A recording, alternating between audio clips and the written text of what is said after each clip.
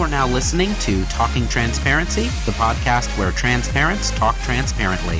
Hosted by Thea Ross, Melissa Luxon, and Cody Connor.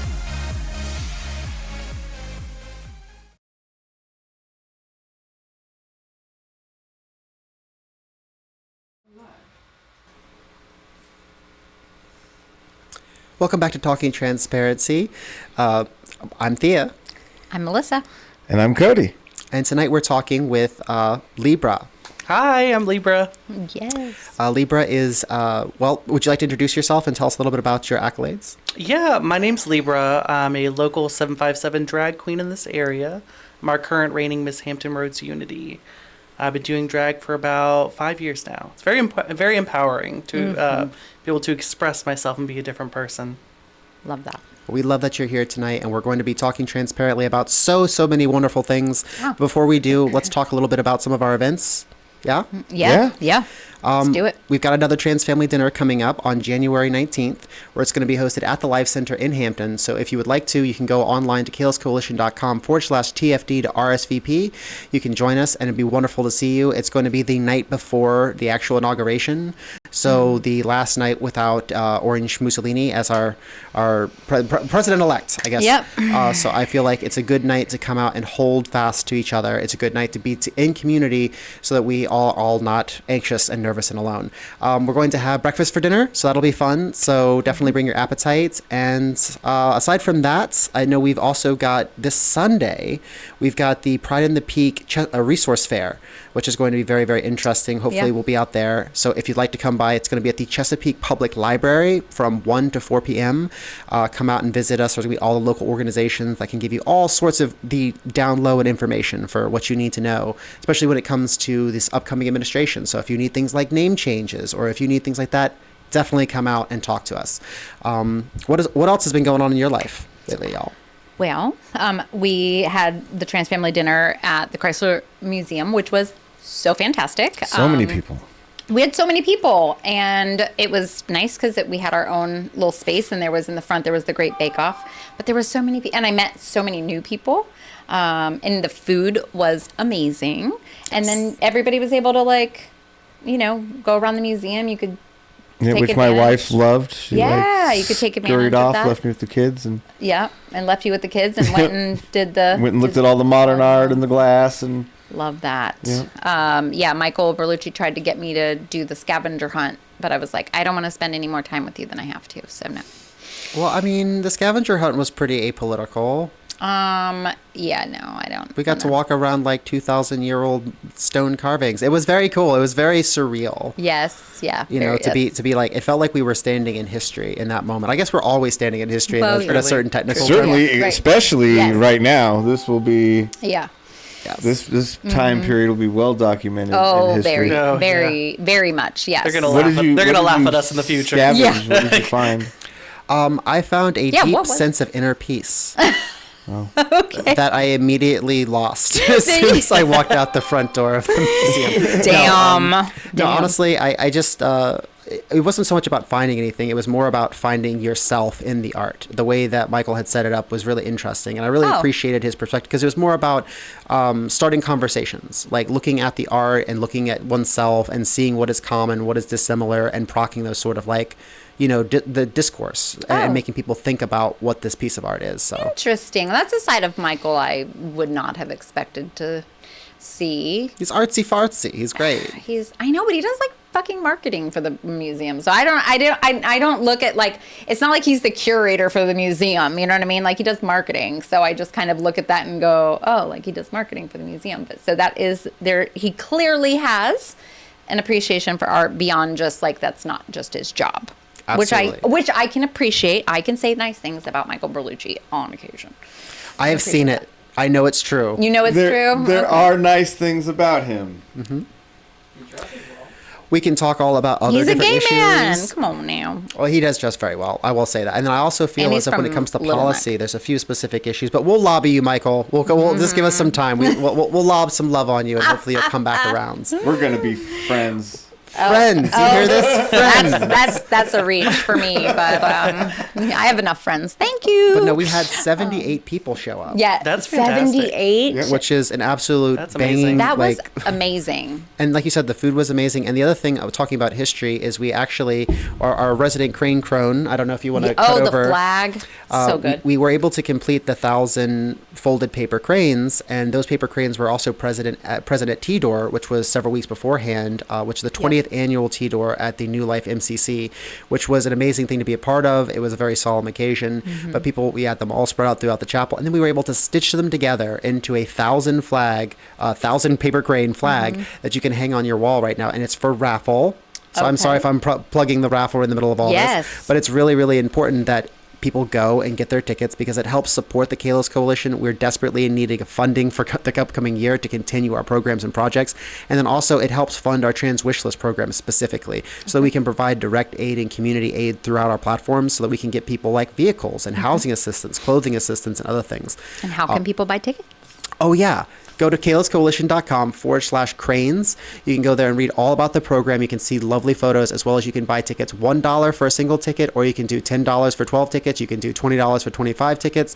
So you can buy as many tickets as you want. And every single dollar, 100% of it, because it's being powered by Zephy, goes directly to the nonprofit. So we're able to help fulfill trans wishes. Oh, that's awesome. That's amazing. Yeah, that's really great. And when is the drawing? Well, it ends on New Year's Day, 4 a.m. So we're going to draw, and then we'll probably put out within a couple days because we have to contact them, verify, get all the shipping and such. But we should be able to announce there in the new year. So if you want to get it, we've got a couple weeks left. Get your tickets now. Get your tickets now. All right. Say the web.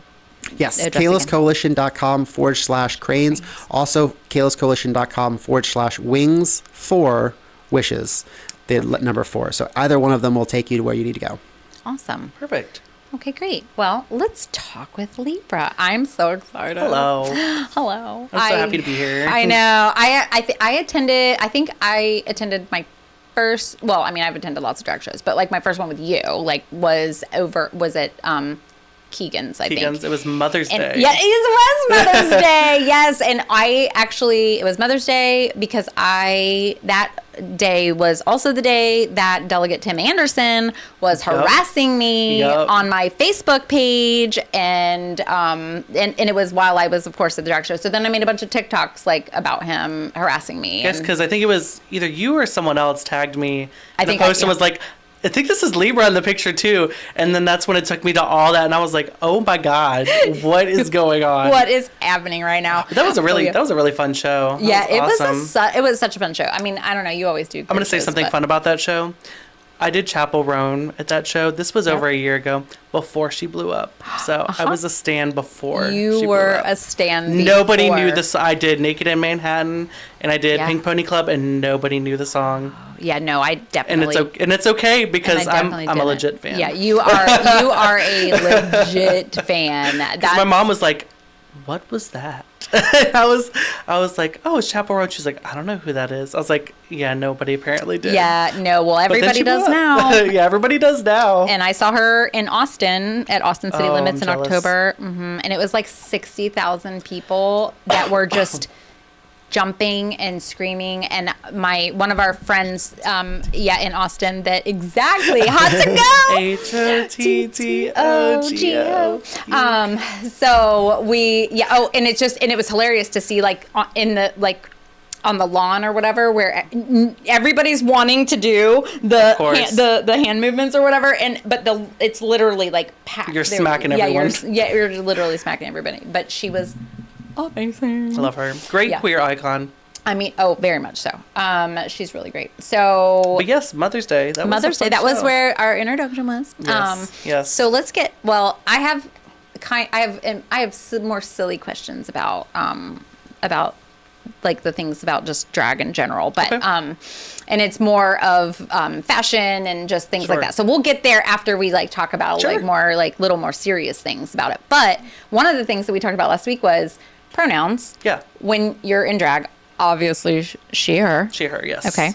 But can we talk about just in drag culture, it's obviously pronounced she, her in drag, but I think there's a lot of people just don't know. Like I was like, what are pronouns outside of drag for you? Outside of drag, I prefer he, him, but some people only know me as LeeBruhhh, so they might refer to me as she, her. You can call me anything, just call me. We'll make sure we'll put out LeeBruhh's number later. That's right. On the bottom of the page right now, you'll see it. Yeah, you can call me at www.757. Insert the rest of my phone number. Okay, very good. Do you guys have some questions? Yes, I also wanted to thank you so much for coming on tonight, LeeBruhhh, because you actually helped the Kalos Coalition already so much this year. You, we hosted an amazing drag brunch. It was the first drag brunch I had actually been to. And I know it may seem a little bit strange. Someone's probably like, "Oh, you're a trans woman. You've obviously been to 1,000 drag brunches. You're like, you must be born and bred in drag or something." It's some weird assumption sometimes. But if anything, like for much of my life, I always saw drag queens as like the sun. So bright, so like as I was like, oh, I couldn't look, I couldn't be a part of that. It was almost unapproachable for me, and I really kind of regret that. I regret a lot of things, obviously not coming out until I was 30, but one of the things I regret most is having that apprehension. And when you invited me out and you invited us out, it was really an awesome opportunity for me to get to see exactly what a drag performance is. I know it may seem kind of silly to be like, well, of course, you know a whole bunch about drag or the queer community or all those sorts of things, but I really don't. So it feels like to me, at least from my perspective, there's like some sort of, I don't know, divide. But then the more that I learn, I find that there's not as much of a divide. No, they very much go hand in hand. I mean, trans women are a big reason we're able to do what we do today. So we owe it to them. They're the trans community is the most attacked in the umbrella of LGBTQI plus. So my heart has always gone out to the trans community and specifically the youth of the community because they don't necessarily have as many resources as adults. And what's great is Melissa had told me that I was doing the Taylor Swift brunch over at Keegan's, and we had a protester that had came in, and you had said you had a run-in with her in the past too. And that's how you began telling me about the Kalos Coalition. And I planned on, this was the very beginning of the year too, mind you. I planned on running my very first ever pageant. I'm not a competitive person. Well, okay, I'm a competitive person. But competitions for drag, that's not for me. Drag is about expression and fun, and stuff like that is very stressful, and it takes away the fun for me. But the pageant I wanted to run in, which is called Hampton Roads Unity, we have a king and a queen for that. And it's about bringing my community together because we are very divided sometimes. And I wanted to change that. And I sought after changing my community for the trans youth and queer youth, and I wanted to help as much as I can. And when you told me about the Kalos Coalition, I was like, this is my opportunity right here. And I even privately messaged you before I ran in the pageant and said, if I run in this pageant and I win, this is a big thing I want to do and take my time to do. I wish there's more events I could do. My work schedule is very stressful, but I'm glad I was able to at least make it to an event and more in the future, and I was able to help raise, was it over $500? I think it was over $500. Yes. For my brunch that I did, which if you ever want to come see a brunch, I have an 18 and up brunch over at the Landing Hotel called Sequins and Sailboats. And it was so fun, and the food was good, and it's a really nice little like restaurant. Like the environment, the ambiance is nice. You're on the marina. That was our second show there. We had, I think, 60 or 70 people at this one. The first one, though, we hit max capacity, which was 100 people. And that was with us putting in tables. But I proposed at that show to my partner. And my partner's non-binary. Okay. Also former drag queen, too. But I proposed that show, and so I was telling everyone, come out to the show, I'm gonna propose. It's gonna be a big deal, guys. I was like, 2 drag queens are about to like this is cool. You don't see that. No, you don't see that. That's amazing. But I love drag. It is so fun, and I'm glad that this year I've been able to make my mark in this community and trying to bring it together and help our youth, because again, they don't have necessarily as many resources, so they need as much help as possible. And so you got started in drag 5 years ago. Like what? So how did that happen? Like, had you gone to a drag performance? Yeah. You've wanted to So do it? let me. I'm gonna take you back. Take us it's back. Story time. I love it. So when I was 18, I first got introduced to the drag community. My best friend Carson, who is also a helper of the Kayla's Coalition. Yes, amazing Carson. volunteer. Yes, My best I friend. love This was Carson. prior to him transitioning too. Yes. We've been best friends for almost 20 years. Yeah, I've known him for a very long time. But he took me out to Club Ambush is what it was called. It's actually My God, Ambush! Throwback. Yes, I've been Throwback. to Ambush. which is funny because that's now the current It's location now of Rainbow Cactus. Rainbow Cactus, 'cause they yeah, moved. yeah. And I couldn't remember the name, and I was just talking about it like a few months ago, and I'm like, what was it before? Not before Rainbow Cactus. I remember it was something It else. was a Mexican restaurant, It- but yeah, what- before that. but before it was Ambush. Yes, Club Ambush. That was Yeah, the that was the first- lesbian bar. That was the Well, technically I that mean, was. it was gay bar, but like mostly all of my lesbian friends. That's where we would. Oh, absolutely. There were. I mean, it was a mixed pool there. Like it was everything under the sun. Dark But- and gross, like the floors. yes, like, but like you know, the darker and grosser the place, the better the food. That's is, I'm telling you. exactly. Yes, that's exactly right. But Carson took me there, and that was the second club I'd been to because I went to the Wave for my 18th birthday a long time ago, and then I didn't go anywhere else until Carson took me and was like, "Hey, let's go to a drag show," and I was like, "Oh, sure." Don't really know anything about drag, didn't watch RuPaul, don't know anything about it, and I ran into Sabrina Lawrence, who I work with all the time now. I do the brunches at Keegan's with her, and I had a really fun time, and I was like, "Wow, this was really cool." And then I started going to more and more shows at Rainbow Cactus, Hershey Bar. Yep. Ambush. Yeah, it was a really good time. And then I took a break for maybe like 5 years. I dated someone that didn't really like. Well, we weren't together that long, but dated someone that wasn't really into that scene, and so I just never really went. And then all of a sudden, probably like at 23, one of my friends was like, "Oh, let's go out to Rainbow Cactus." I was like, it's been a long time. Went out, had a blast, and I became really good friends with some other people. Heather, Michael, Dylan. Those are now Baby Angel and Sage Angel. They're also drag queens. Oh, okay. And we all started together because we would go out so much. We became really good friends with the queens, and we all like to do makeup. Okay. I was not very good. They had experience. Right. Yeah, I was not very good. But we all started at the same time, and it was a lot of fun. And you I ran with it. I did not know how to dance. I still don't know how to dance. Well, stop. That's not true. That is not Girl, true. I saw you dance. I saw it. I That move. is. I've seen it. I know that. I move around. Well, you know what? But like part of that, like that performance, like you don't need to do as much dance. Yeah. I mean, you know, because you're. I'm really good at captivating an audience and Yes. getting their attention.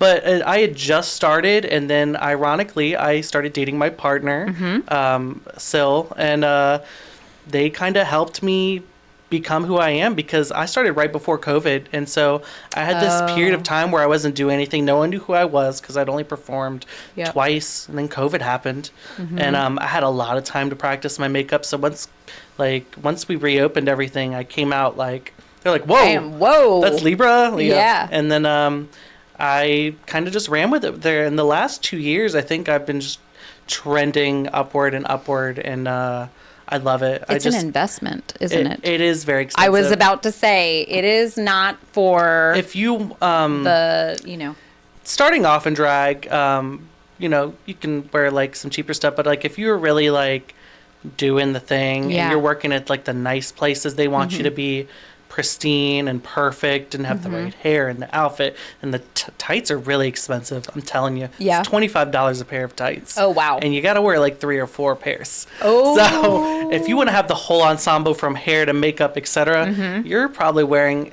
$500 to $700. Wow. Yeah. Okay. And that's an average outfit. And that's just an average outfit. Yeah. Yeah. I mean, you got the... and each one of, I mean, at a show, I mean, you're talking multiple Yeah, wardrobe changes. I always say it is an investment. So you need to prepare. Like when people are asking about it, usually they'll be like, "I think I want to start drag," and I'm like, "You shouldn't." Right, it's right, really right. expensive. Yes, yeah, yeah. And yeah. but no, I'm always there to give advice for the newer queens in the area.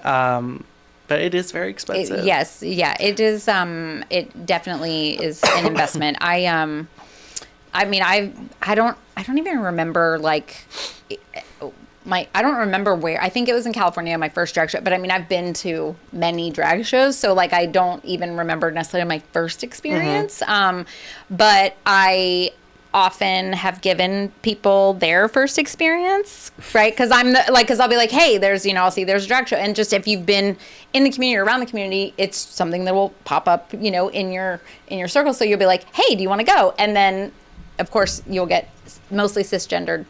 Mostly white women, especially. Yeah. Right? Yeah. I mean, and when you look at that's our demographic. That's your demographic. For brunch, especially cisgendered white women, Absolutely. right? Drinking lots of mimosas. Yes, and just lots of woo, and you just see like I liken drag shows to similar behavior as women at male strip shows, but it's different. It's not as intense, obviously. The reaction is definitely the same, right? Yeah. But I mean, thankfully, we're keeping our clothes on. Yeah. Yeah. And if we're not, then you're not seeing anything. It's all an illusion. Right. These hips are not real. These are couch cushions.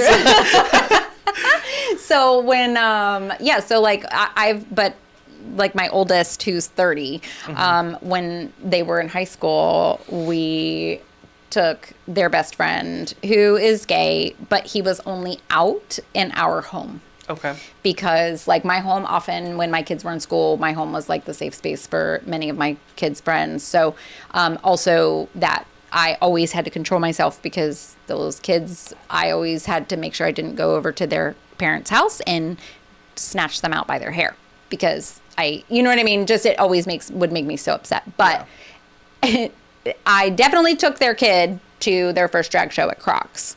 And that's a good one. Yeah, it was a good one. And I love, my husband loves going to, which drag queens love my husband. Love him, because he's just a straight up bear. Like literally tattoos. I mean, and he's like of the most man like mask presence, and so he's like a fucking magnet. We need to have Dave on the podcast. We do need to have Dave on the podcast. We do. He was at the trans family dinner. We had such an interesting conversation. He's such a down to earth person. He was just like spitting truth, and he needs to be on this podcast. He's super. someday. Yeah, he's super rad, and he's always just been like. I mean, he's never given me any. He's just not been. I'm like, hey, we're going to a drag show. He's like, fuck yeah, cool, that we need more men that think that's okay. Right. It is okay. Because it is doesn't okay. take away. You could still be straight. But you could have a good time. But you can have a good time, right? And so I was going to ask, like, how do you get? So obviously, when you're performing, you're working the room, right? Yeah. And y'all know. As you're working the room, I think you do. Y'all do a great job of reading people, people's comfortability, people's body language, things like that. How have you ever had anybody leave? Like your? Oh my God! I'm like, talk about this. Oh really? Tell me. Yeah. Okay. So funny. It was probably like 2 or 3 months ago. Oh. And I perform regularly at 37th and Zen. That's another it's another queer establishment. They do brunch every single Sunday, hosted by Naomi and Dazzling Jade. They are amazing. But I was the last one to go out for my last number. And the crowd, the first number I did Nicki Minaj, and they were eating. I don't remember what I did for my second number. I think it was Kesha, and they were just not. They weren't feeling it. Weren't feeling Kesha. No, they weren't feeling it. And so I go out, and I'm about to do Girls Just Want to Have Fun. Perfect. Because great song. Yes. That's a good way to end. It's my single. I'm just going to bop around. And I'm the very last entertainer to go out. And they say, all right, we're going to put out our last entertainer. It's LeeBruhhh. And the song starts, and I walk out there, and a whole table of 10 ladies just left. Right in the middle. I was like... And it wasn't really, that show was really dead that day. I think it was like a holiday weekend or something. So there was probably, I think, only 25 people there. Ugh. And like one table had already got up and left because some people just leave during the last number. Yeah. So there was like 7 or 8 people I was performing to because that whole group of 10 left. And I was like, my jaw was on the floor. Yeah. And I went back in there, and the other queens were like, "You should have just cut your number short." Like, those ladies were so rude to leave. So rude. I was like, whatever. Tell them restaurants not to give checks until all the performances are over. Yeah, that was weird. That was so. I know that's so awful. I can't imagine. I always stay to the very bitter end. Look, that was probably the worst interaction I've had. So I'll take it. And you need and it's like as a performer, like you need people, like you need that energy. It's funny. That same night also had a show. I just started a new show at Sky Bar over in the ocean front. Oh yeah. It's called Queens in the Clouds. We were doing it during the summertime. Oh yeah. And it was like an every other Sunday thing, and that was our debut show. And I said, I'm gonna do the same exact music I did today for that show. And if they hate it, then I did something wrong. If they love it, then those ladies were bitches. Were they bitches? They were bitches. They were bitches. Everybody loved it. See? Everybody loved it. See? I did Nikki again. I did Kesha again. I did Cyndi Lauper again. Everyone was loving it. So, like, where do you practice? I'm going to be honest. I'm not I practice in my mind if I practice. Okay. But I could have the whole thing drawn out and be like, oh, I'm going to do this at this part of the song and this.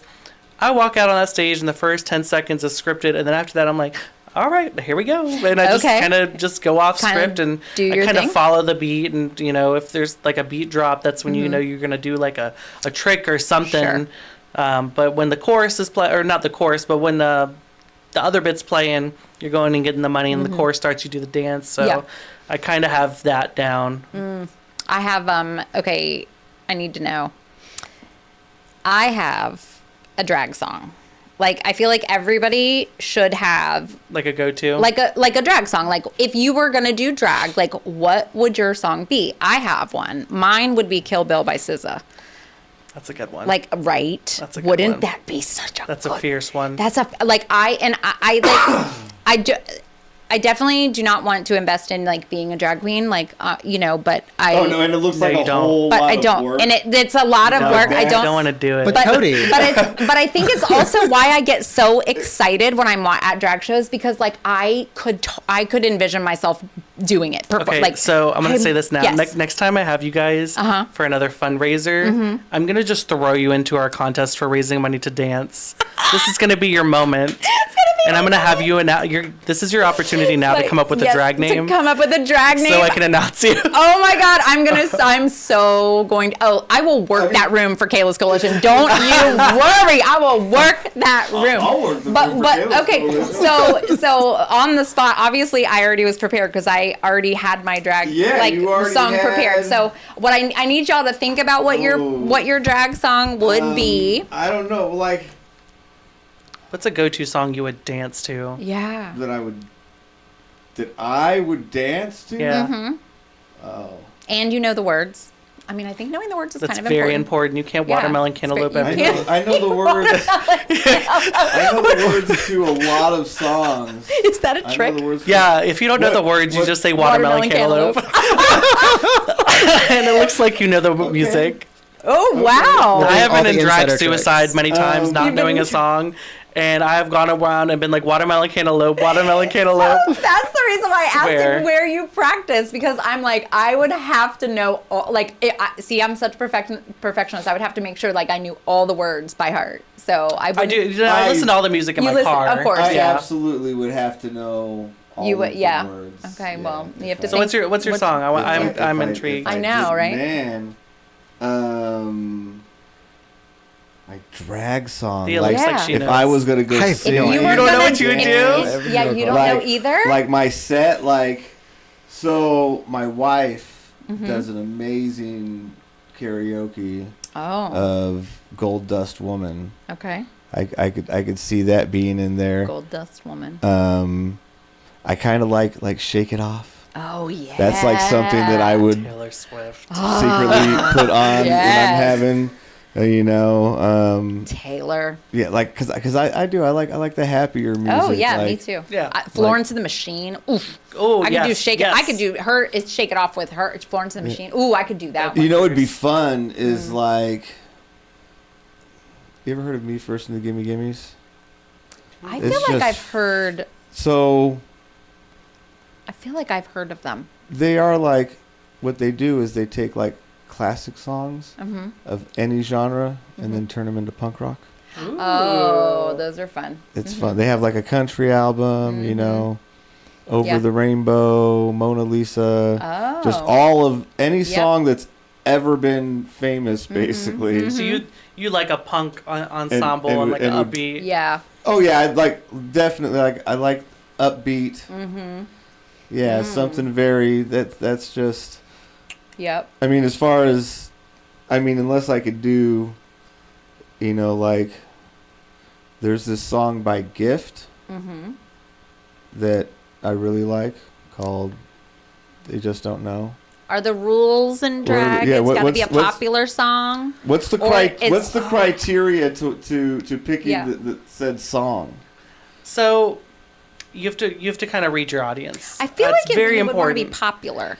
I right? primarily do brunches, so I do a lot of I got to adhere to a crowd. Okay. Yeah. Which, like we talked about, So, it's a lot so of. I was on the right cisgendered track white. if we're talking, you know, cisgendered Yes, white white women. cisgendered white That's women. exactly Yes. that is the demographic Stevie of brunch. Nicks. Ooh, I don't know why I've never that's done what Stevie Gold Nicks. Dust Woman is and stuff like Yeah. that. So, you know, Stevie Nicks, Taylor Swift. I was running right down the middle of the lane, I feel like. Yeah. I think, Libra, you're gonna have to. You're But, gonna have to put in the memory bank there some Stevie Nicks. Yeah, I got to do that. Edge of 17, that blows them away Yeah. in my mind. I typically kind of read the room. So if I know I'm going to be doing a brunch, I try to do stuff that I grew up with. Because my mom is a big influence of my music, and usually I always have her at my show. She comes almost to all my shows. love your My mom is so supportive and amazing. She's so sweet. She actually just married a woman too. Yep. So happy for her. But I usually do stuff like Shania Twain. Yeah. Man, I Feel Like a Woman is my go-to song. Yep. I do it. Man, I feel like a woman. I do it every time. I love doing that. I love doing Lady Gaga. She's my favorite artist to do in general. Period. Point blank. That's what I was gonna say. Is like any Lady Gaga song, and I feel like I'd be fine. Like, Yes. it's just a safe pick. Yeah. But sorry. Yeah. Yes. So, I'm going to do like the popular throwbacks most of the time for brunches.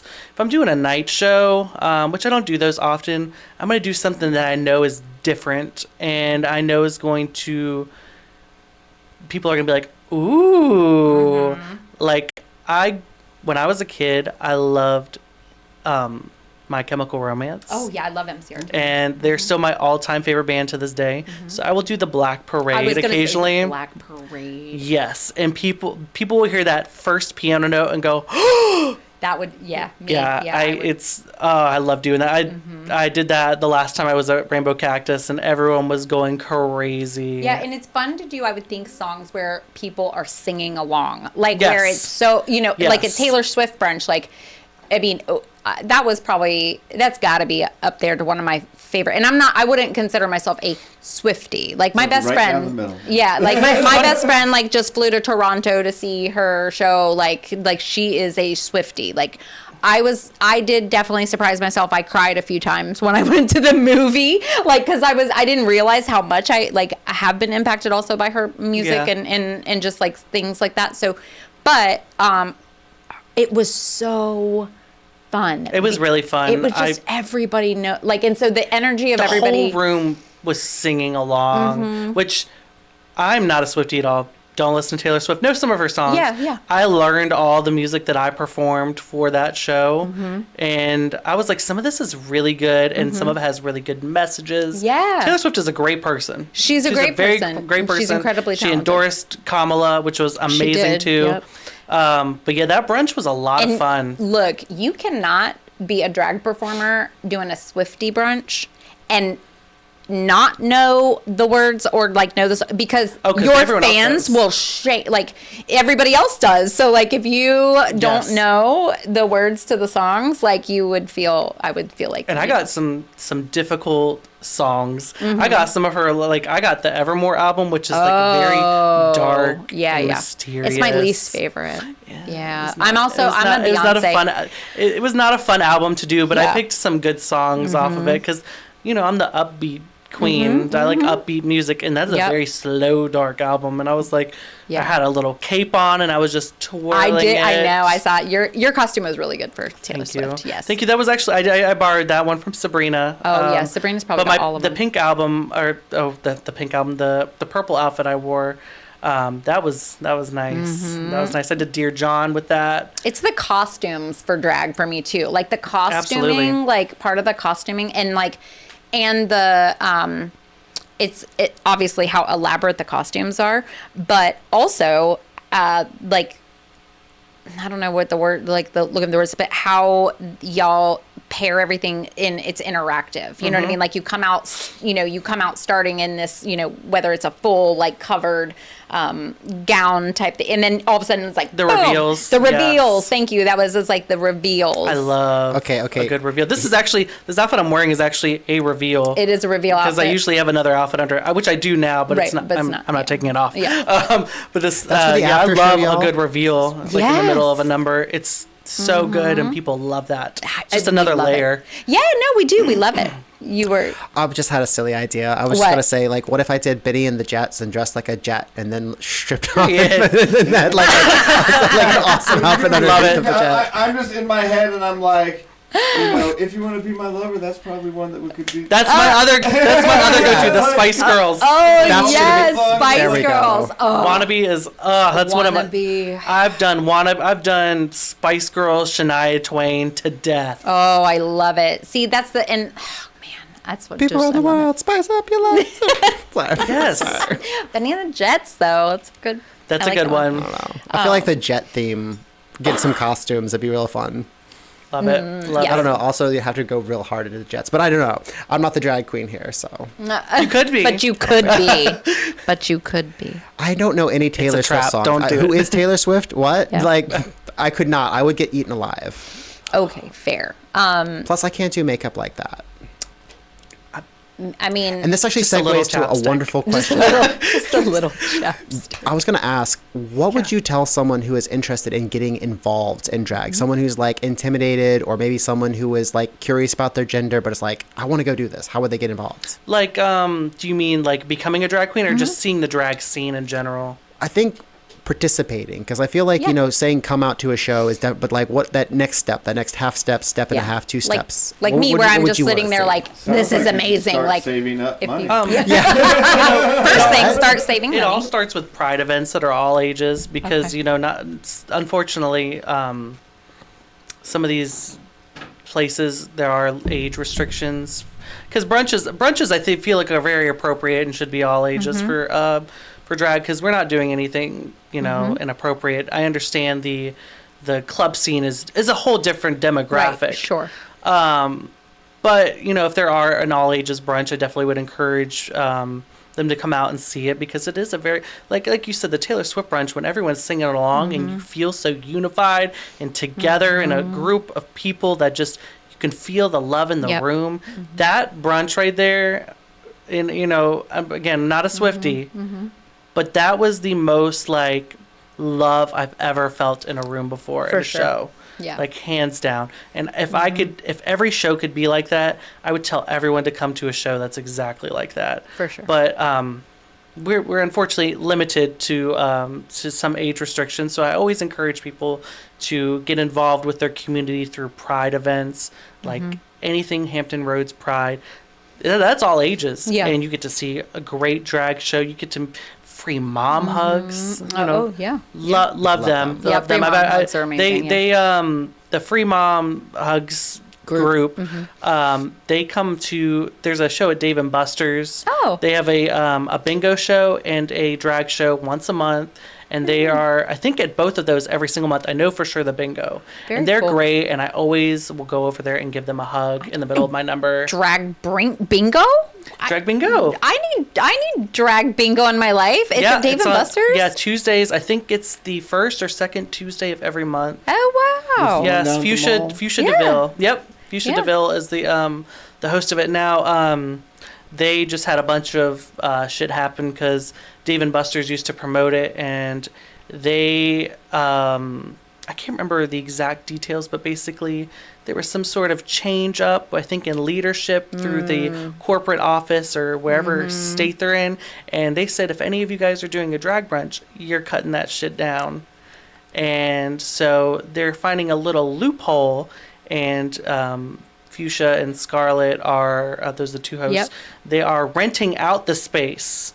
Because before, Dave & Buster's was providing everything. Now they're renting it out for them. Now they're renting it. Wow. So that's their little loophole for still being able to do it. But they can't promote that like Dave & Buster's is like so as much involved essentially. So I bet you at this probably, and I was going to ask, like when we talk about age restrictions and things, did you have you seen, because of the political environment that we've been in, how they've been, what's been happening to, demonize and dehumanize like drag queens and drag shows and all of that. Have you seen a difference with whether it's venues deciding that they don't want to do drag shows anymore, or that's actually really good information, because not that I patron Dave & Buster's anymore, but like I'm real bothered by the fact that corporate Dave & Buster's came down, and that means they've done that nationwide. And I think that and so for me, like I choose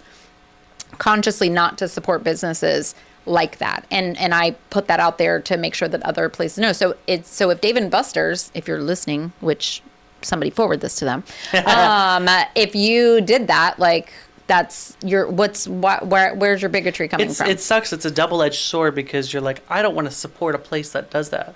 But at the same time, it's like, I want to support those people that are doing what they're doing. Yeah. But if they're still doing it there, I'll still support the people that are doing it. Of course. You know what I mean? But it's just, it's so irritating, because when I found that out, I was like, that's terrible. Because now, before they were, they were providing a small lump sum of money to distribute between the DJ, the hostesses, and the other entertainers. Now they have to, now Fuchsia and Scarlett have to sell the tickets. They take that money, and then that's what's being distributed. So there could be a time where they don't make enough money and they lose money. That's right. It. Yeah. No, 100%. So it's unfortunate, but I mean, again, I definitely don't believe there should be age restrictions on drag brunches, because the one at Dave & Buster's, thankfully they don't have an age restriction there, and there's kids at that one. I don't think there should be age restriction. I mean, if it's a nighttime show, like I'm not taking, club, but I've taken. I mean, my kids have all. I mean, Savannah's been going to Pride events since I think she was like 7, and she's 24 now. And then drag brunches. I mean, like I said, my 30-year-old, when they were 16, we took them to to drag. So like and if more people like went to drag shows and experienced a drag show but some people just hate fun, like, but they would know that it's a performance like anything. Do you go see a show and a performance? Yes. And do you enjoy a performance? It's the exact same thing. People hate different. The word different specifically. People hate things that make them challenge their own thoughts, that make them kind of reach outside of it. And in so many ways, because I mean, you think about how people in drag, everything from drag story time to drag brunch, is painted with this like brush of vulgarity for some reason. Yep. Yes. When there's nothing vulgar about LeeBruhh's outfit. Nope. Oftentimes, at a lot of the drag shows I've been to, a lot of drag performers will be wearing iconic outfits and emulating iconic performers. Right, yeah. That were wearing those iconic outfits oftentimes on television in front of millions of children. Like Taylor Swift. You guys try to do your costumes like hers, yeah. And so, it is this kind of, I think for a lot of men that haven't spent a lot of time self-evaluating themselves, it creates this dichotomy in their mind, right? Because you're seeing an image that you have actually been attracted to. Yes. Right?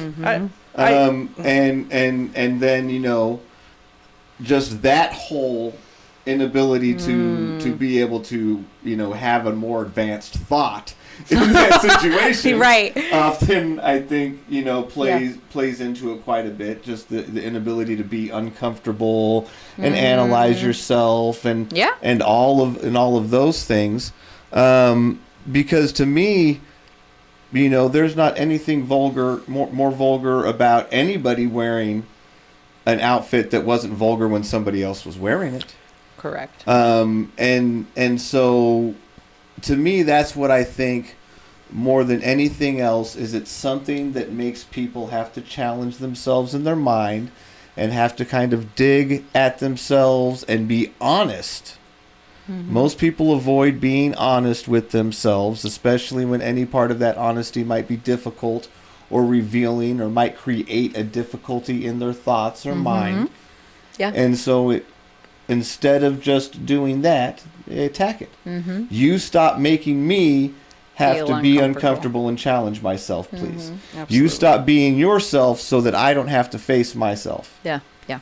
And then here is the intersection between where folks look down at drag and they're looking down at trans people in the same sort of highly sexualized, vulgar. I don't know if I'd use the word vulgar. I think the term I'd use more to be fair, quote unquote, to the other side, is adults. I feel like a lot of folks feel these shows are adult. And to that point, what I was going to say is I feel like, to me, the fact that the venues oftentimes are ones that serve alcohol, and that a lot of times the shows are marked as 21 and up because they're serving alcohol. Yes. So I feel as if there is sometimes a conflation of like, this is an adult event, a 21 and up event, and that's on the flyers, that's on the public thing, and then people don't go. And see, for me, I don't drink. I can't drink. I have the alcohol flush response. We talked about that before.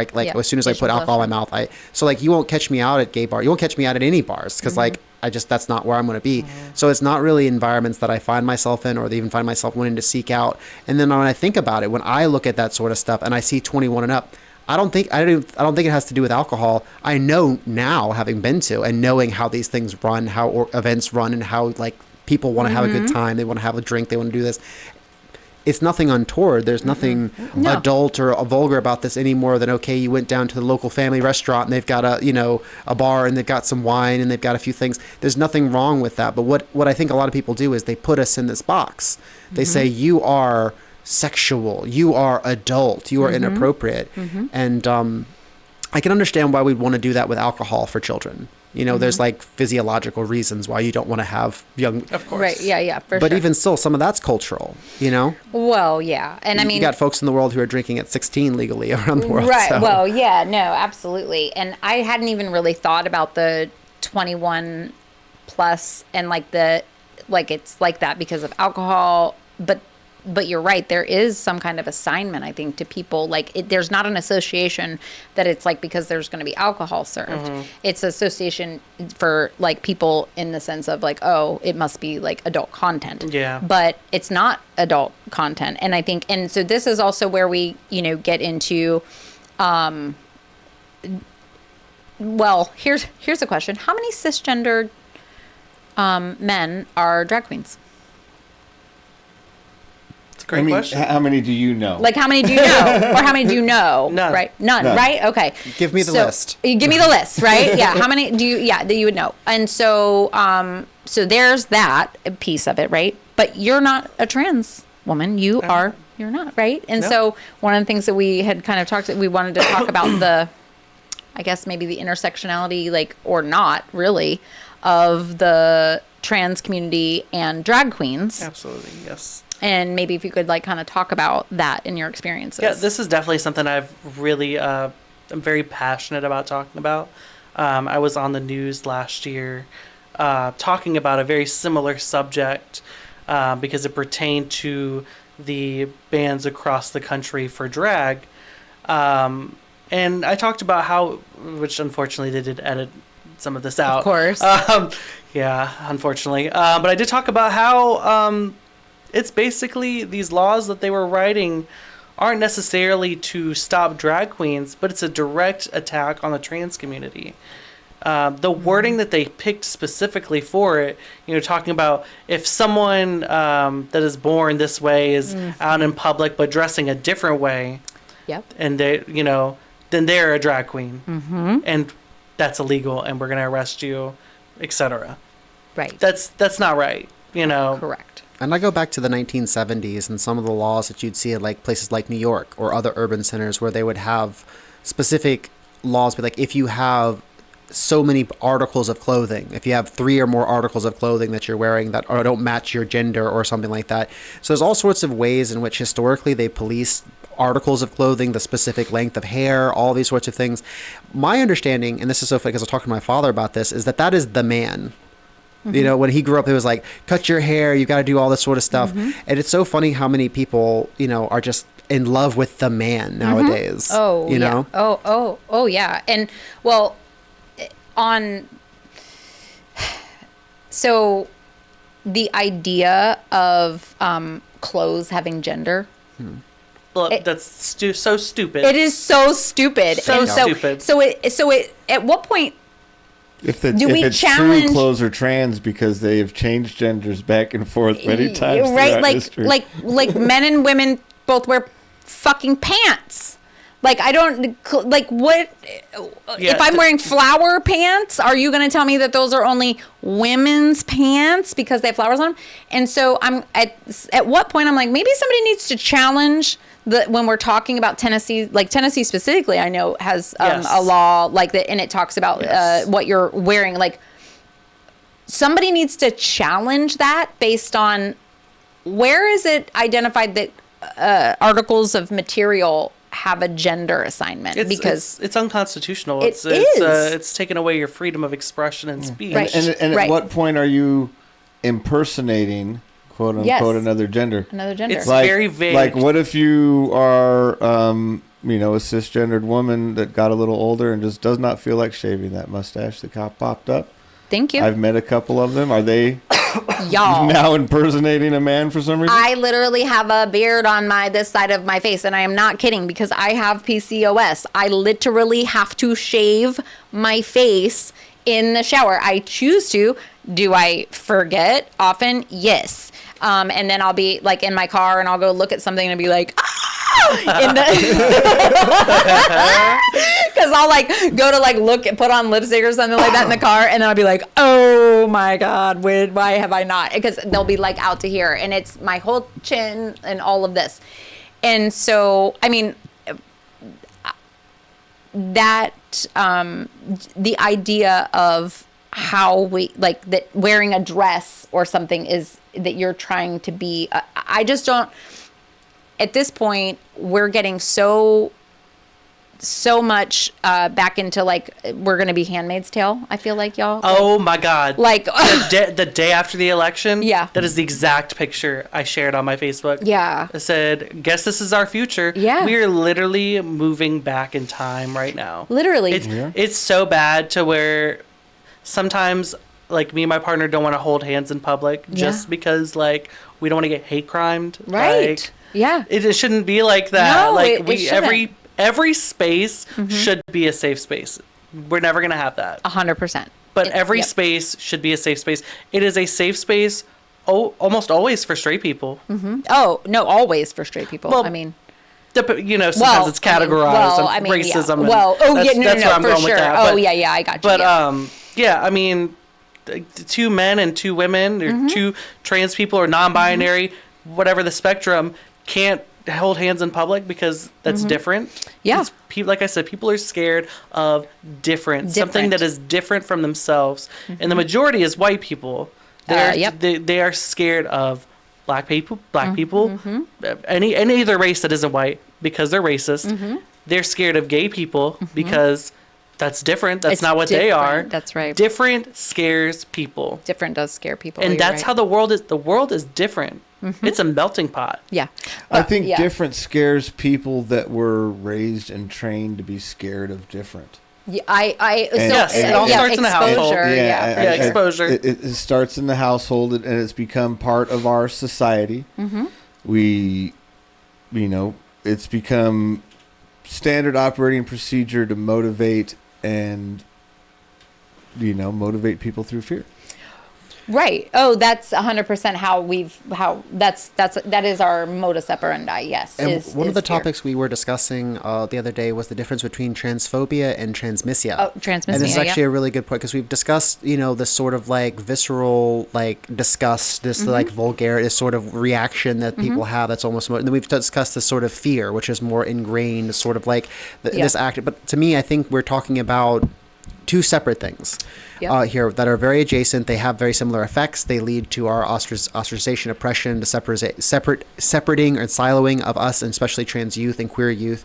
But I do think like fear is like, okay, I'm afraid these trans people are going to come. I think a lot of this is the type of thing that's drummed up. It's created, Right. manufactured. I see fear in the faces of parents that are like, oh my gosh, they're going to do something to my kids. They're not going to tell me about it. They're going to, all these sort of over the top nonsensical things.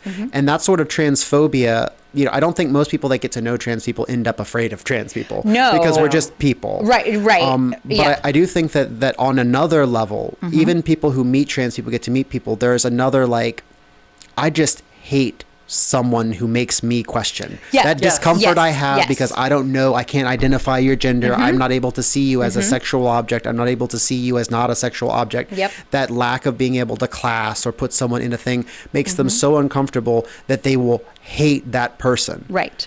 And I think and that's Yeah, go ahead. that's what it is. So Those are is- two separate things, like being Now, afraid versus I Right. hate That's this person. how people most generally deal with fear. Right. Is if you can define something, you then become less afraid of it. Right. And so that is very much the go-to. And when somebody is not able to define something, right? If that's just where they're at, and they become more afraid of it, and they're not able to resolve that fear, then that starts turning into the anger. And that's exactly what they use. You play on the fear, turn the fear into the anger. And then once people have become angry and they're not really thinking rationally, then somebody could say, if you do this, it will make that go away. And that doesn't have to be true. But at that point, people aren't thinking naturally. And that's exactly what they do. They point. And very often it's a small percentage of the population they can just attach something to. That's what you saw in the Holocaust. Jewish people didn't control the world. They made up of less than 1% of the German population. There is something I do want to talk about specifically, and it's the term grooming. Oh, yeah. Yeah, Yes. because that's a word I hate so much. And a Yeah. lot of people will talk about how pride events and drag queens and trans people and all that stuff is grooming children. These children, these people have always been what they are. They have always been gay. They've always been trans. That's right. And it's been like that forever. But it has been so unaccepted in the past that people have stayed in their shell, hiding behind a fake facade because they weren't comfortable being themselves.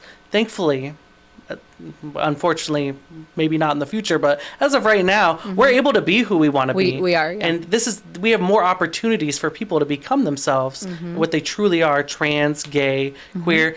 I always say this, and if my dad watches this, sorry, Dad.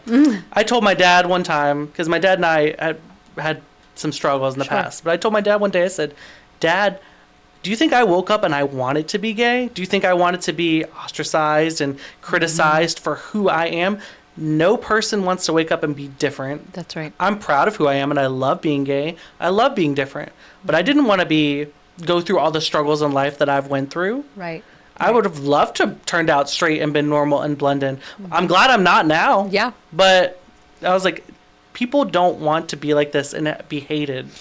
Correct. Criticized. That is, no, they don't. And like as a parent, that Cody and I both, share I've that. been Like, called groomer and Yeah. child abuser and all sorts of things all on of some those very things. public forums. Yeah. And the reality is the groomers are actually most generally cisgendered white men. They're your pastors. They're your coaches. They're your uncle. So, and they don't even understand what the term grooming actually means, and that's what they do. They take words and then they like weaponize them. It's this Yes. like when I hear people say transgenderism, like my fucking mind know how explodes. Particular I can get Because I'm about like, that's not a fucking word. Transgender is not a fucking word. It's not a fucking word. Stop saying that. And so, but what I was going to say on the transmisia versus like, I would almost rather deal or conversate with or explore a conversation with someone who I would determine as transphobic versus someone that's transmissic, because if I've identified that you're transmissic, you literally just there's nothing I'm gonna say, because you just fucking hate trans people, because you see what I mean? Like nothing I'm gonna say is gonna change that. With a transphobic person, if I can determine that it's like a fear because of not knowing, we can talk through that. We can work because if it's fear because of the unknown, just because and I can understand that. Like as a parent, right? When my oldest came out as trans, we just didn't have language. Like we've had a lot of conversations about this from when they were in their teenage years. We used androgynous for like, before they were using they them pronouns. Like we would always say like Alex always kind of present my oldest presents androgynous, right? And they would get super super giddy if somebody misgendered them. Like if they would say sir, oh no problem sir, and then like I remember Alex looking at me at like 14 being like, they called me sir. That's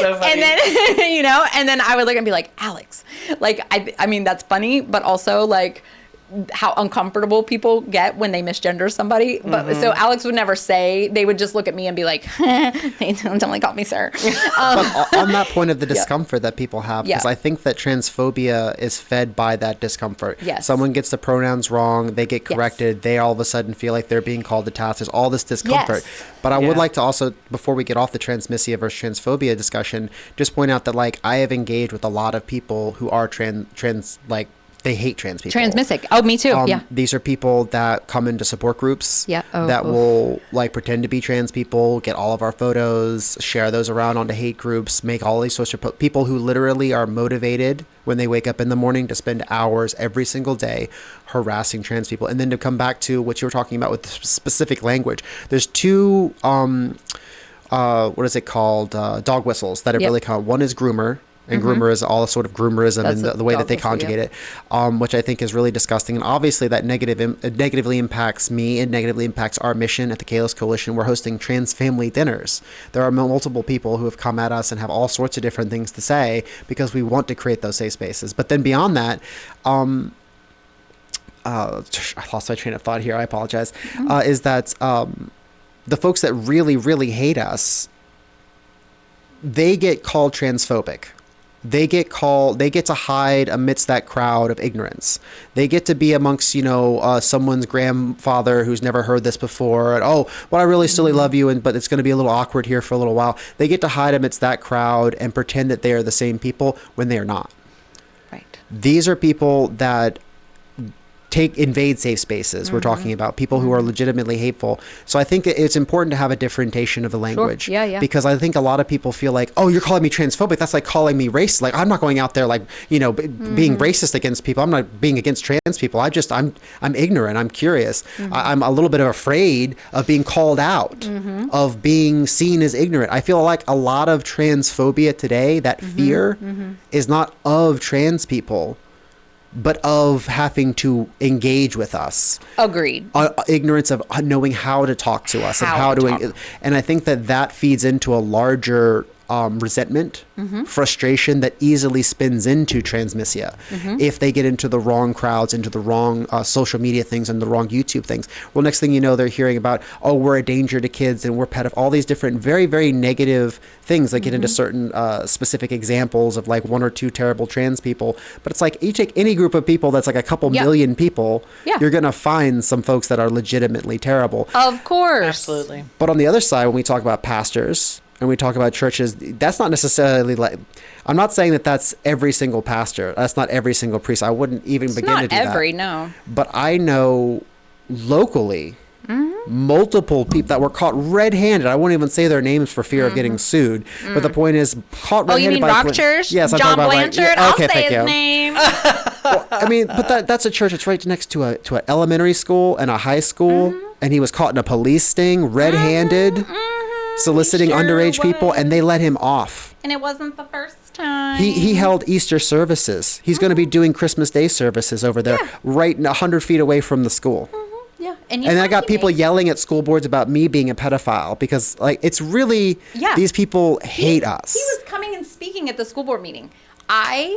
No. Listen. Oh, yeah. In 2021, I think he was. Oh, yeah. And when he was arrested, don't think for. I have brought that man's name up at school board meetings more times because he was speaking at Virginia Beach school board meetings. The audacity, the caucasity of that dude to show up and talk. And it was during masking and all that. And then he was talking about books and pornography. And I literally, one of my school board speeches, I came back and I was like, y'all are talking about pornography. Y'all are talking about all these things. Yet you are behind a passive because he's very involved in the Republican Party, is very active politically. I mean, they were hosting at Rock Church in 2021.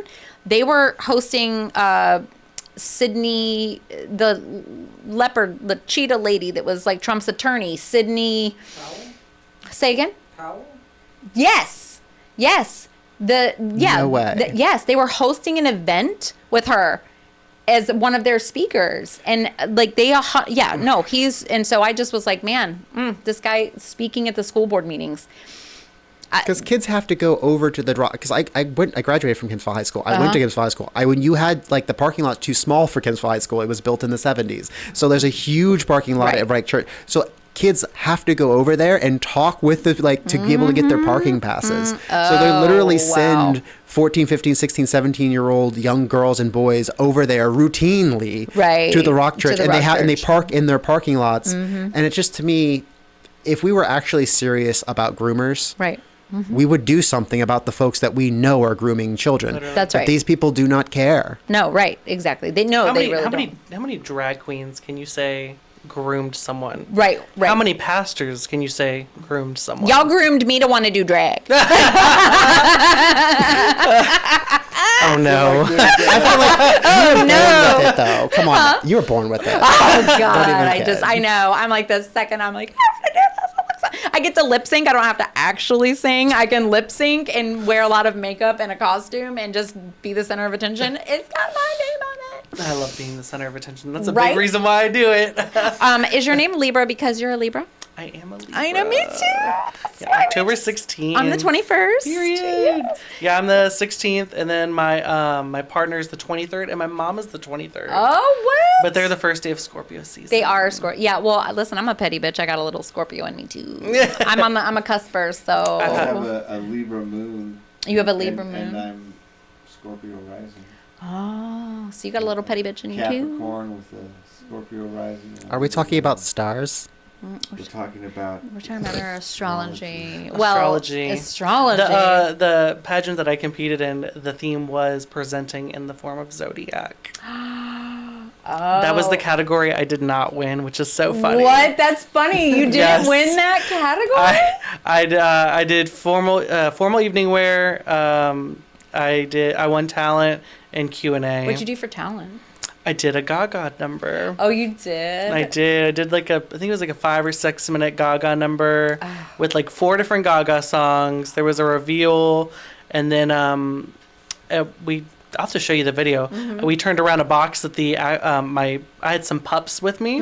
Oh. They were, because we wanted to bring other members of the community, whether trans, pups, leather, etc. So I had some pups performing with me, and we had this box, which there was a curtain behind it, so you thought they'd just come out of the box, but you turn it around, and I went into the box, and it was a Barbie box. I did Plastic Doll by Lady Gaga. I love So that. fierce. And it said like Libra all over the box and everything, and everyone was really screaming for that. Wow. And then you could incorporate people into your show. That's amazing. Yes. Yeah, I loved that. It was really good. And every song I did had like a message. Like I did Alejandro, which is like breaking away love from Alejandro. toxicity of that man. I did Do What You Want With My Body, which is pretty much like you're not going to do it. It's the opposite of Do What You Want With My Body. You're not going to do what you want. This is my Yep. body. Then I did Plastic Doll, which is about breaking out of boxes and barriers. And I did Telephone, or I'm not Telephone. I'm sorry. Just kidding. Wish I did Telephone. I did, I forget. It's on the tip of my tongue. But yeah, I did a bunch of Gaga, and I crushed it. I won talent by 1 point. Oh, 1 point. Yes. Who was the competition? The next fiercest competition? There was two. Jelly Goblin. Jelly Goblin? Jelly Goblin. They were really close. And Ariel Bonet. I think it's Ariel Bonet. I'm sorry. Yeah. I'm sorry, Ariel, if you're watching this. I can't remember your entire name. But Ariel is her first name. She was fierce. I think she was the runner-up for the competition. The first category was presenting in your zodiac, and I came out with a giant wig shaped as a scale imbalance. I was about to say, how did you scale how did you do that for your? I had a wig sculpted as a balance, and I came out with 2 different balls in my hand, like balancing them. And then Ariel was also a Libra, and she had a scale imbalance like headpiece. It was huge. Oh wow! And I was like, damn, that was really good. Did she win? She did not win that not one. win that Jelly one. Goblin won. Jelly Goblin won. Okay. Yeah, she came out as I think a lion, which was Leo. good. Yep. And So, it was fierce. I think I would also do Ashniko songs. Okay. Yeah. Ashniko, look, I go hard for Ashniko. Savannah and I, my youngest, we went to Richmond to go see her, and it was amazing at a small venue. Do you know Ashniko? I don't. You need to know Ashniko. If you sang, maybe I did. I'm really bad with artist names. Yeah, Ashniko is you would know Ashniko. Okay, probably, So I'm probably. gonna play a song when we're done. So Okay.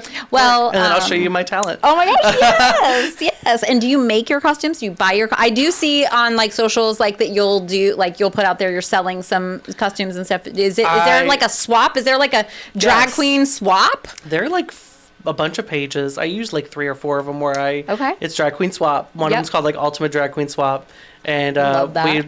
we sell costumes and ship them out. There are some scammers on there. You gotta be careful. Of course, but yeah. I haven't been scammed in. Not yet. I haven't been scammed in a little while. In a little. I've been scammed 3 times. Damn. Yeah. But yeah, I buy all my costumes. I don't know how to do hair. Don't know how to do costumes. If I want something stone, my partner does that for me. Okay. I just know how to look nice in it. There we Most go. important part. The most important. Yeah, and I'm part. big on like rotating my closet. So once I've worn something to death, or I feel like enough, or I don't like how it looked on me, I'll immediately try and sell it, and I'll buy something else. Okay. Yeah, and you got to keep control. Do you have like a whole closet that's like your? We have. Do you have a whole room in your house? Yeah, we have a drag room. My partner just retired, so they're about to sell all their stuff. But I'm gonna take over the whole room. I have a tiny little closet, really small, and my partner has the whole room. They have like a fuck ton of stuff. Oh, so, yeah, it's insane. How long has Sil been doing? Well, they just retired from drag. But they've been doing it for, I think they had been doing it for 8 or 9 years. 9 years. Okay. Yeah, so I think they Hard on started the when they were body 19. too. Y'all be doing them splits and jumping the up and drops. down. I ain't doing The those. drops, Okay, Drops. I do that sometimes. the flips. I'm worried about your hips, girl. Like I know mean, you got the pads, but I don't still. feel anything. You could literally smack my butt right now. I wouldn't feel a thing. Are you serious? Yes. The couch cushions. The couch cushions. Oh, and it never looks like you're. Are you for real wearing cushions? Do you have cushioned for real? Well, they're pads. like pads. And a lot of people will make them out of couch cushions. Wow. Yeah, I don't know if mine are. I bought them off someone that does the pads, and they sew them into a pair of tights. Okay, And yep. then I put on 3 more layers of tights to smooth it To out. smooth it out. Okay. And then I have like a corset on, so The it looks like I have secret. gigantic hips and a little waist. Oh, see, there's so many secrets. I'm learning. You're giving away all the Sorry, secrets. I was sworn under oath I wasn't supposed to tell this stuff. Oh no! Just You have those little pads in the football uniform. Right? feel like- Yeah, kind of like that. You know, it's kinda funny. like I played that, yeah. I played sports like Yeah. my entire time in high school. I was a very I looked Yeah. pretty gay, but I was pretty. I literally watch football every Sunday. I have a Colts Yeah. tattoo on my arm. Do you? I love football. You love I am football. a giant Steelers fan. Oh. Well, at least one of the teams are good. Oh, The Giant. Well, the Giants are good. The Steelers are Are playing you a good this year. Giants Steelers fan, or are you a Giant I'm a Steelers? Steelers fan. I'm a giant Steelers fan. Oh, I'm sorry. I think you said Giants Giants, and yeah, Steelers. no. Oh, Steelers are good. Steelers. Steelers are good. Yeah, Steelers are yeah. good. Really big Steelers. You're Steelers very are good. kind. You're very sweet. that's But I did play football. I had did, yep. I had highlights in my hair, long Love swoopy that. hair, playing football. When did you come out? How old were you when you came out? I was 16. I had 16? just Okay. got my learner's permit the Oh. day I came out. Yeah. And I came out and You were like, I got the freedom. well, About to have the freedom. I got in a big argument with Oh. my dad Oh. at dinner. And then I just like screamed out, "I'm bi," blah blah, because I'm pansexual. Oh, yeah. I like it all. Okay, yeah. But I came out as bi because that was the easiest way I felt like I Gotcha. could come out when I was younger. Okay. And my mom was very loving and accepting. She Mm-hmm. asked questions. She already kind of knew from when I was younger. My dad didn't take it very well. It was kind of like, it was pretty rough for a Mm. Yeah. little bit. Yeah. Then it was just kind of like something we don't talk about. It's crazy because my husband, when my husband and I got together, we didn't have any kids together. We have 5 kids between us. And his, when we were blending the family, like his son, Nick, my son, I don't remember why it led to whatever this conversation, but I looked at Dave and I was like, it was just he and I, and I'm like, you do realize that Nick is gay? And he's like, what? And I'm like, yeah. And he goes, how do you know? And I was like, well, first of all, I'm like, I don't know. I'm a mom. I just see, like, I don't know, I just see these things, but, and it just always shocks me too. Like the men just don't, like, my husband was like, okay, cool. Like, should we talk to him about it? Like, what do you think? And I was like, we should not do anything. We should just let Nick, when Nick's ready, Absolutely. talk to us, right? So we should just not do anything. But like, I just wanted you, because I didn't know what your reaction. I just wanted to know, like, you do know. And he goes, well, tell me. He goes, really? And I'm like, yeah. I said, honey, when we were pointing out somebody in the crowd at the school concert, your son said that they were wearing a chartreuse top.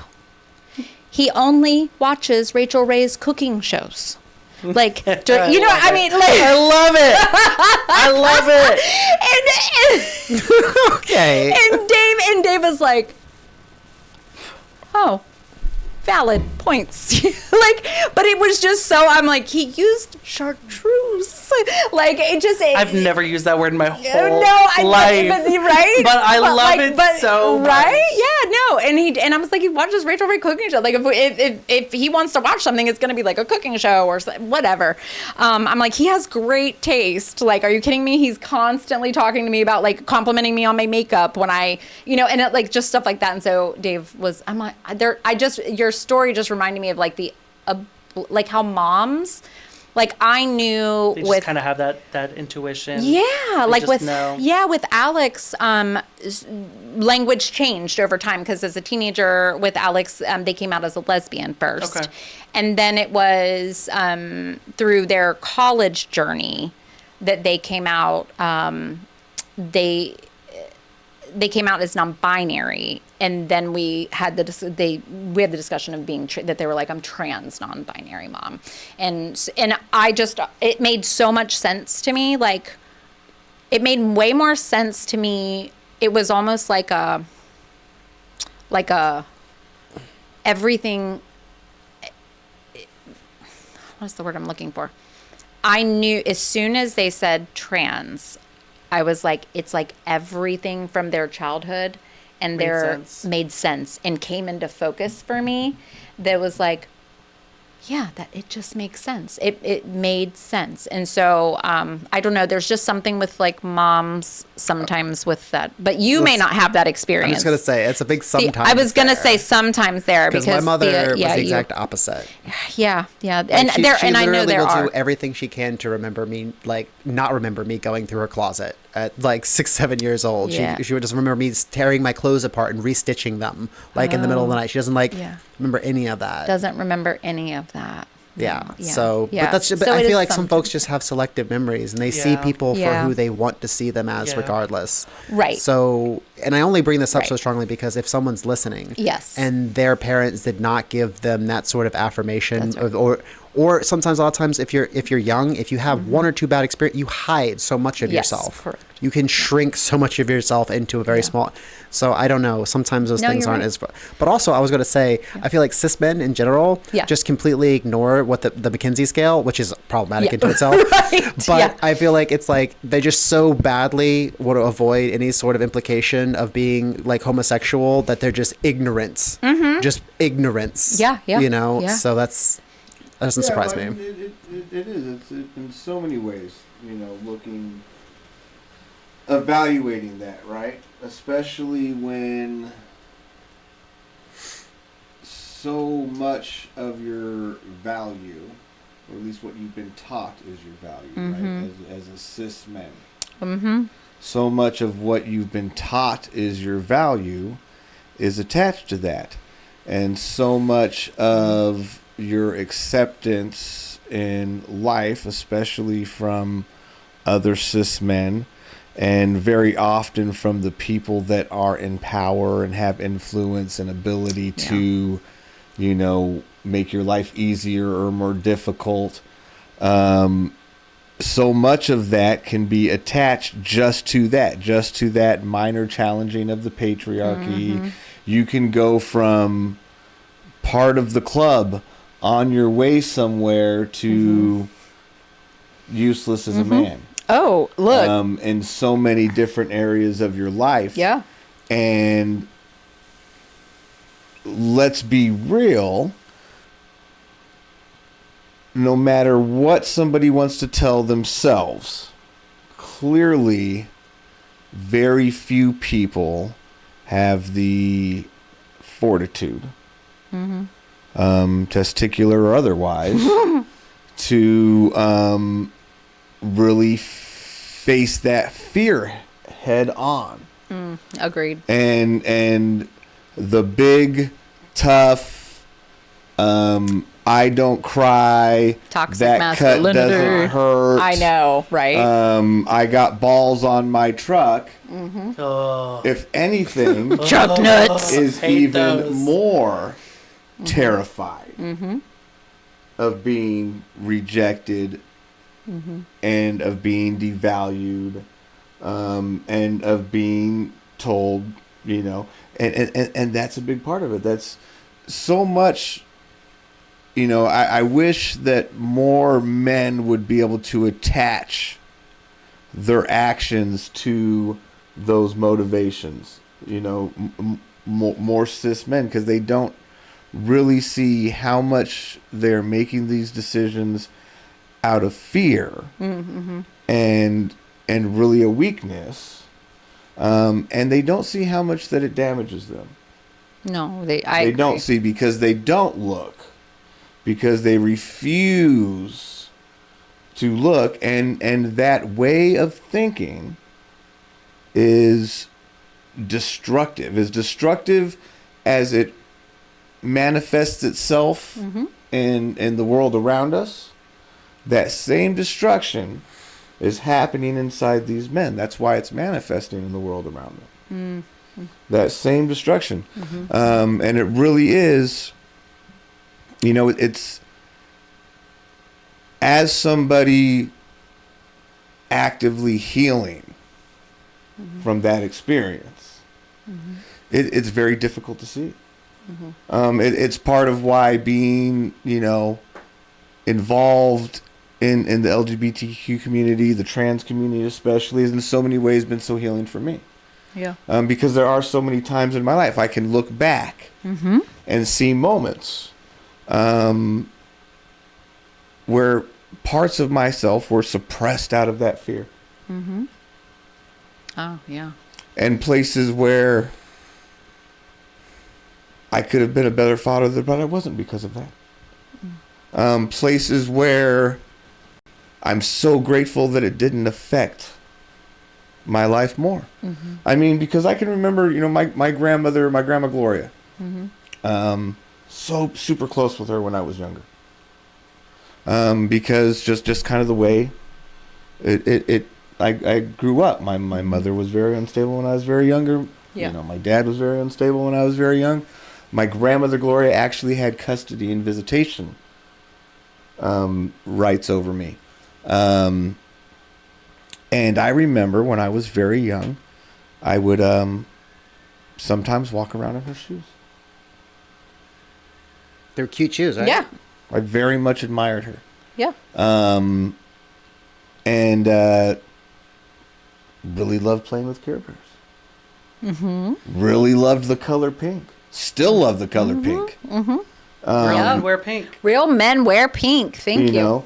Know, there were a lot of things that I really loved that I really denied myself.